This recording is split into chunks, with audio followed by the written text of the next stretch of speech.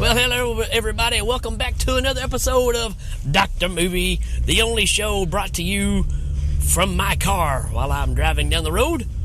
And today is no different. I wanted to talk about the new movie that I got to see over the weekend, over the holidays. Hope everybody had a good holiday weekend, Thanksgiving, all that good stuff. And still eating leftovers. You know how that goes. But over the weekend, I got to check out the new DC movie, Black Adam. And I enjoyed it. Tying back into the Shazam movie, which personally I think is one of the better DC movies that has come out in a very long time. It's like they finally got something right. They didn't take themselves so seriously. So, to me, it's the closest thing to what has made Marvel what it is, excluding the last, 5 or 10 movies. But it kind of harkens to that era where it's not taken too seriously, the action is great, but there's some humor to it as well. This has that as well. It's obviously a little darker. The strange thing about it, though, is I'm not necessarily the biggest fan of The Rock. I don't really have a problem with him. I just don't go watch a movie because he's in it. This one works for him very well. I think he's pretty believable in this role for what it is.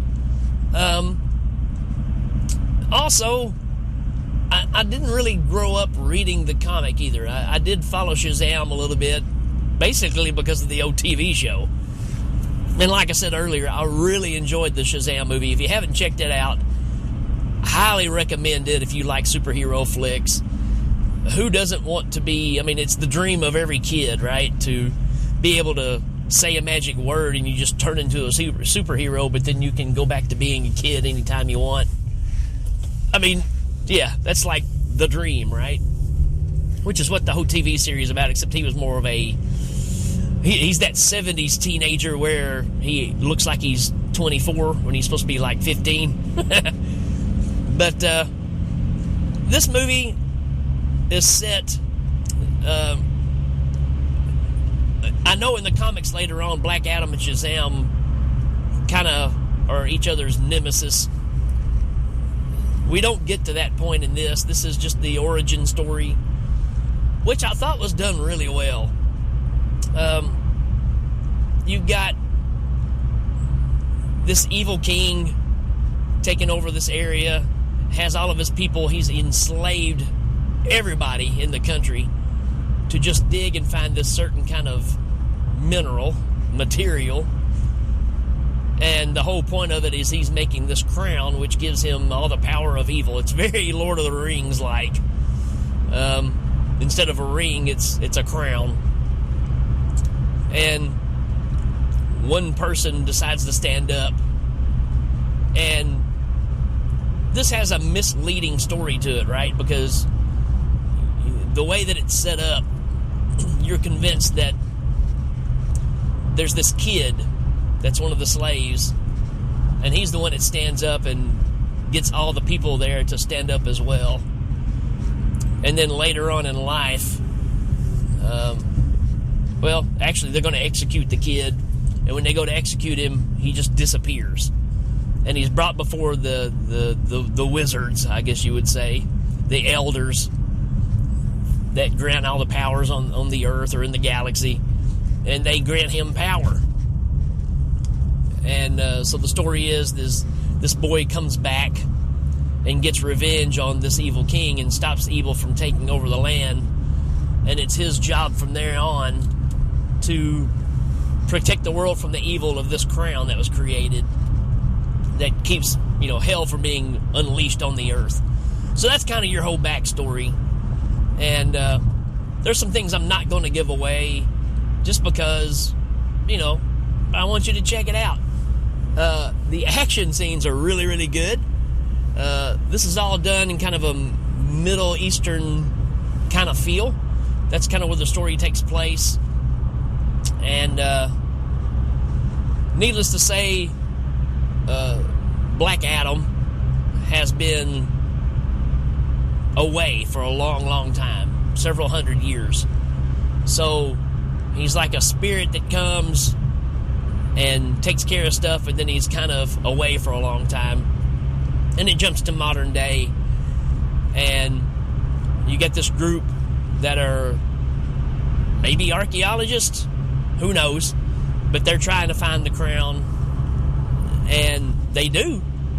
But also this military group is chasing them.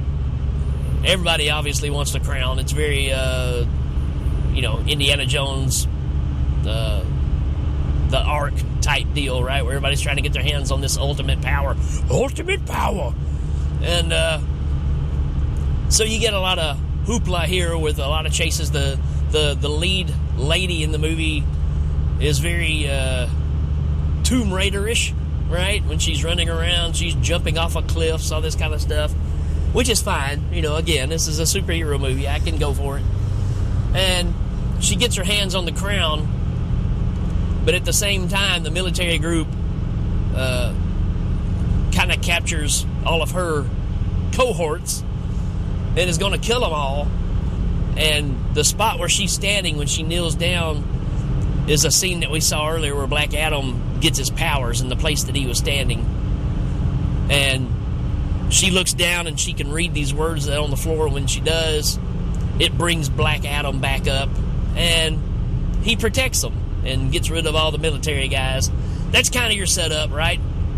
So from there, this entire country knows that Black Adam is back, and they've even built a statue in his honor for what he did all those years ago. So he is a part of the absolute culture, and they feel like he is back, and he's going to free them once again because they've been enslaved by, let's just say, external military forces, right? So it kind of lays heavy-handed on that story as well, about other countries not minding their own business, keeping their nose in their own business and away from everybody else. So kind of pricking at us there a little bit, even though they are not American, that are the military group in here. So, but still, you get the point. Needless to say, he's called Black Adam for a reason, even though that's not what he's called through the majority of this movie. At the end, they call him that. But he's kind of like Batman in a way, except with superpowers, because he doesn't mind killing people. Matter of fact, that's what he does best.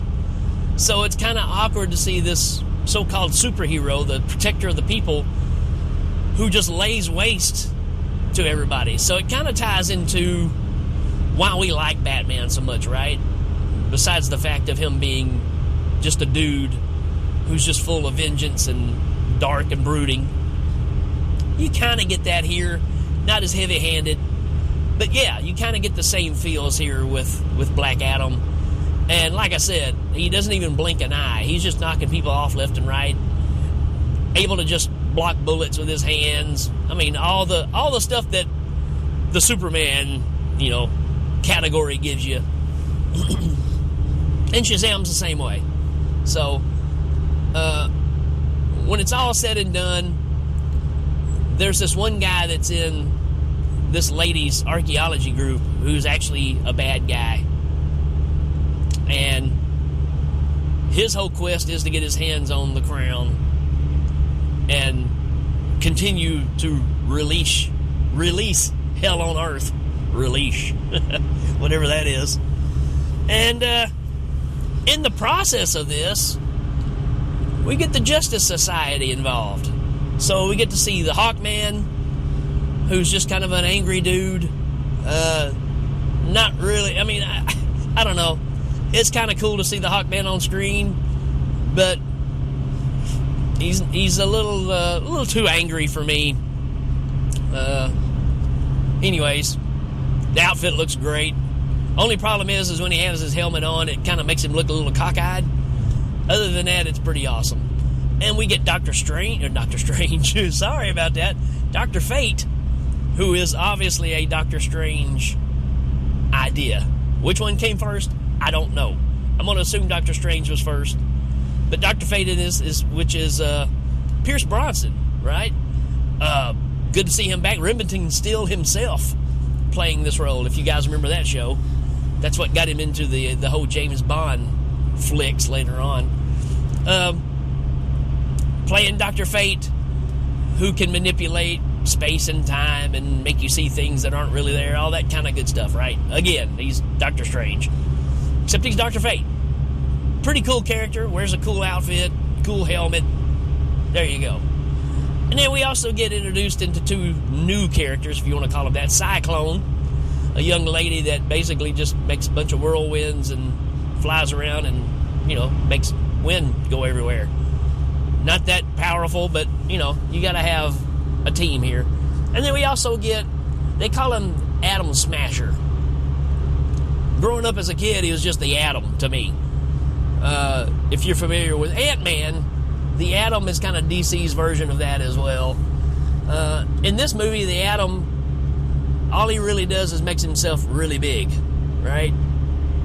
So, now, as a kid, I remember him being able to make himself really small, too. So, very much more like Ant-Man. And matter of fact, they even try to make him like Ant-Man in his movie because of his sense of humor, all that kind of stuff. Maybe they tried a little too hard with him. I'm still kind of glad to see him on the big screen because I always liked the Atom. So this team goes and tries to stop Black Adam. So the other one's Atom, A-T-O-M. I know I'm Southern, so they all sound the same. And so you get the Justice Society going to stop Black Adam and put him back into a holding tank, a prison, because there's more to his backstory than you're led on to believe.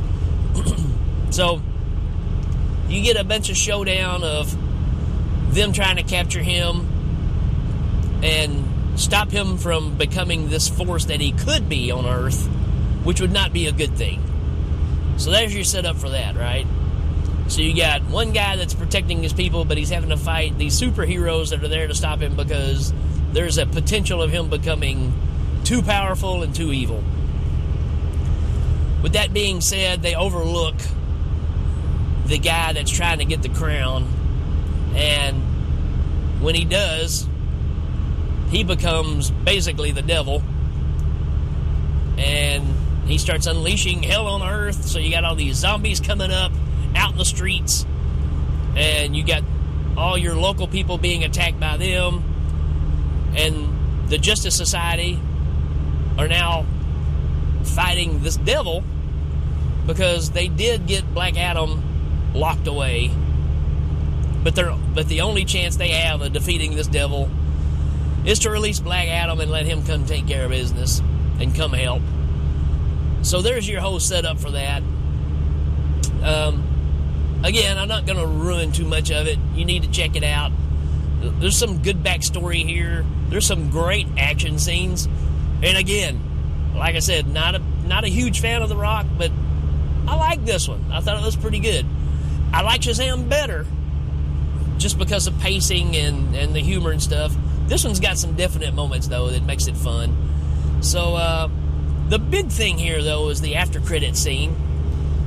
I'm going to go ahead and reveal what it is. Which basically you're getting a setup of the introduction of a new Superman movie, a Man of Steel Part 2 with Cavill again playing Superman. Been a lot of discussion of what's going on there, but I even saw in some kind of interview where The Rock said the whole point of this was to get Superman to come back, make another movie, and who knows, maybe it'll eventually have the Black Adam and Superman face off. I wouldn't mind seeing Black Adam and Shazam face off. So who knows? Who knows where all this is going to lead? I think there's a lot of options on the table.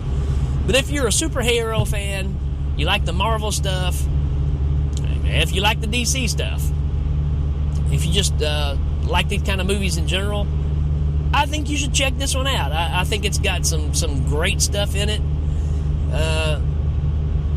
Yeah, I'm just going to leave it there. I'm going to give this I'll give it a 4 out of 5, if that means anything to you. I enjoyed it. I thought it was really good.